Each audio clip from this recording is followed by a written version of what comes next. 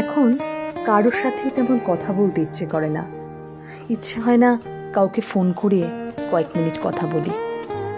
এমনকি কেউ কল করলেও কল ব্যাক করতে মনে থাকে না, মেসেজে রিপ্লাই করতেও ইচ্ছে করে না।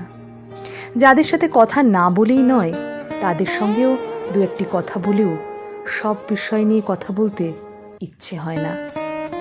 মন খারাপ, সমস্যা কোনোটাই কাউকে বলতে ভালো লাগে না। এসবের জন্য আমি দুঃখিত। শুধু ভালো লাগে সারা দিন নিজের মতন থাকতে। ব্যস্ত থাকি বা না থাকি, নিজের সঙ্গটায় মাত্রাতিরিক্ত প্রিয় হয়ে উঠছে। যে সঙ্গীহীনতায় একটা সময় আমার মন খারাপ হতো, মনে হতো আমি যেন দুনিয়ার সবচেয়ে একলা অসহায় মানুষ।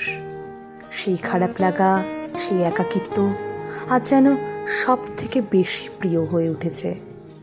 এখন অমুক বন্ধু খোঁজ না নিলেও আর খারাপ লাগে না। কেউ ভুল বুঝলেও নিজেকে আর প্রমাণ করতে ভালো লাগে না। যারা আমার উপর অভিমান রাখে কিংবা ভুল বোঝে, আমি দুঃখিত।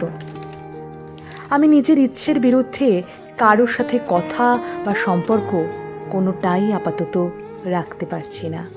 আর যারা উইদাউট কনভারসেশন আমাকে বোঝেন, আমাকে চেনেন, আমার মানসিক অবস্থা দু একটা কথা শুনেই বুঝে ফেলেন, নিজেদের বাউন্ডারি এবং প্রাইভেসি দুটোই বোঝেন, আপনাদের প্রতি আমার কৃতজ্ঞতা।